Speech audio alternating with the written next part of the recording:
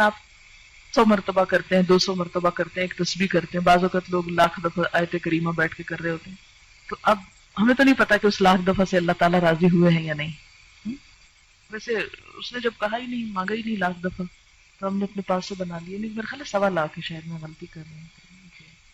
وہ پتہ نہیں 25 اور کس نے بڑھائے ہیں، کس نے اپنے ہاتھ میں قانون لے لیا. خیر، اب یہ ہے کہ ہم تو وہ کر ہی نہیں سکتے، تو ہم اللہ تعالیٰ سے یہ درخواست کرتے ہیں کہ یا رب، ہم اتنی تیری تعریف کرنا چاہتے ہیں کہ جس سے تیری رضامندی حاصل ہو جائے، تو خوش ہو جائے. سبحان اللہ وبحمدہ عدد خلقہ ورضا نفسہ وزنۃ عرشہ ومداد کلماتہ. سبحان اللہ، پاک ہے اللہ، یا پاکی اللہ کے لیے ہے. وبحمدہ، اور ساتھ اس کی تعریف کے، یعنی اللہ کی پاکی بیان کرتا ہوں اس کی تعریف کے ساتھ. کتنی پاکی بیان کرتا ہوں، کتنی تسبیح کرتا ہوں؟ عدد، تعداد، گنتی، خلق ہی، اس کی مخلوق کی، یعنی جتنی اس کی مخلوق کی تعداد ہے اتنی دفعہ میں اللہ کی تسبیح کر رہا ہوں. تو اب جب ہم تسبیح کرتے ہیں، جیسے تسبیح پڑھتے ہیں دانوں کے اوپر، ہم کہتے ہیں سبحان اللہ سبحان اللہ سبحان اللہ سبحان اللہ، یا انگلیوں کے اوپر پڑھ رہے ہیں آپ، تو ایک وقت میں آپ کتنی دفعہ پڑھ سکتے ہیں؟ مثلا 1 منٹ میں چند دفعہ ہی پڑھیں گے نا.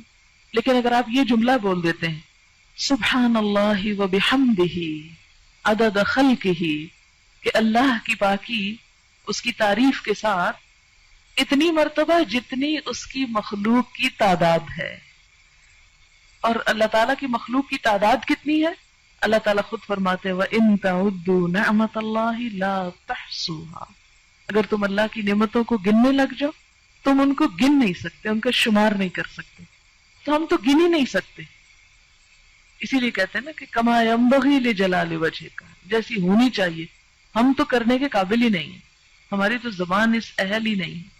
اسی لیے عدد خلقہ ورضا نفسہ، رضا کہتے ہیں رضامندی کو، نفس ہی اس کے نفس، یعنی اللہ کی ذات کی رضا کے مطابق، یعنی اتنی تسبیح، اتنی حمد کہ جس سے وہ راضی ہو جائے. وزنۃ عرشہ، اور اس کے عرش کے وزن کے مطابق. وزنۃ عرشہ، اس کے عرش کا وزن کتنا ہے؟ ہمیں تو کچھ معلوم نہیں کہ اس کا عرش ہے کتنا. امام مالک نے کہا تھا نا کہ اس کے بارے میں سوال بدعت ہے. سوال بھی مت کرو کہ کیسا ہے وہ، ہمیں نہیں معلوم، بس اتنا پتا ہے کہ وہ ہے، کیسا ہے یہ نہیں معلوم. وَمِدَادَ كَلِمَاتِهِ، اور اس کے کلمات کی لکھنے میں جتنی سیاہی درکار ہے. مداد کلماتی، اچھا وہ کتنی درکار؟ سورۃ الکہف میں آپ پڑھیں گے کہ اللہ تعالیٰ فرماتے ہیں کہ لو کان البحر مدادا لکلمات ربی لنفد البحر قبل ان ينفد کلمات ربی، کہ اگر یہ سارے سمندر سیاہی بن جائیں اور اس سے رب کی باتیں لکھی جانے لگے، اس سے پہلے کہ رب کی باتیں ختم ہو سمندر کی سیاہی ختم ہو جائے. ایک اور جگہ آتا ہے کہ 7 سمندر اور بھی آپ ڈال لیں اور اس کو سیاہی بنا لیں اور لکھنا شروع کر دیں تو رب کی باتیں ختم نہیں ہو سکتی.